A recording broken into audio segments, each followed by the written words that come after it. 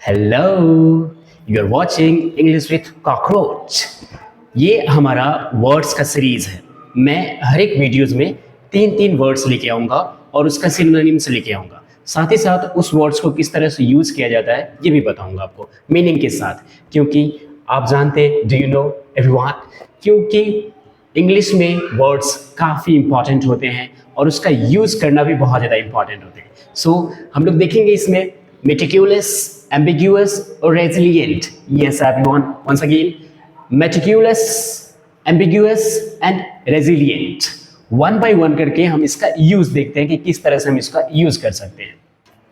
सो हमारे पास जो वर्ड है पहला वो है meticulous. Yes, everyone. Meticulous. Meticulous एक एडजेक्टिव होता है। इसका यूज करते हैं हम लोग वैसे व्यक्ति के लिए जो बहुत सावधान होता है और कोई भी काम जो करता है एकदम बारीकी ढंग से करता है। बहुत ही सावधान और बारीकी से काम करने वाला व्यक्ति को हम लोग बोलते हैं मेटिक्यूलस।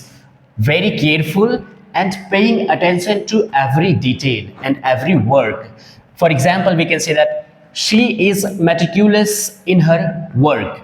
She is meticulous in her work मतलब वह अपने काम में बहुत सावधान है। मतलब काम तो करती है लेकिन बहुत सावधानी के साथ काम करती है। The teacher checked copies with meticulous attention. Teacher checked copies with meticulous attention मतलब शिक्षक ने कॉपियों को बहुत ध्यान से जांचा। A meticulous planner rarely makes mistakes मतलब यह है कि जो व्यक्ति बहुत योजना बनाकर काम करता है वह कम गलती करता है। तो हम लोग मेटिक्यूलस का यूज इस तरह से कर सकते हैं सेंटेंस वाइज। और मेटिक्यूलस के लिए और भी दूसरी वर्ड यूज कर सकते हैं। इस मेटिक्यूलस की जगह पे हम लोग और यूज कर सकते हैं केयरफुल, प्रीसाइज एंड थॉरो और उसके बाद एक्यूरेट। ये 4 वर्ड्स हम मेटिक्यूलस की जगह पे यूज कर सकते हैं। ये थोड़ा सा एडवांस है मेटिक्यूलस, आप यूज कीजिए और अपने इंग्लिश को इफेक्टिव बनाइए। चलिए चलते हैं नेक्स्ट वर्ड की ओर।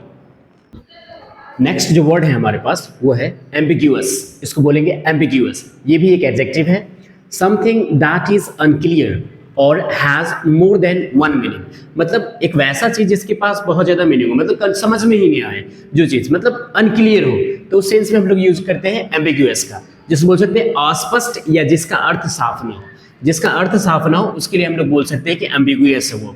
जैसे हिज आंसर वाज एम्बिग्यूअस मतलब उसका उत्तर जो है स्पष्ट नहीं था, उसका उत्तर स्पष्ट नहीं था। His answer was ambiguous. दूसरा, the instructions were ambiguous and confusing यानी जो इंस्ट्रक्शंस थे यानी जो निर्देश थे वो अस्पष्ट और कंफ्यूज करने वाले थे, मतलब समझ में नहीं आने वाले थे, अनक्लियर थे।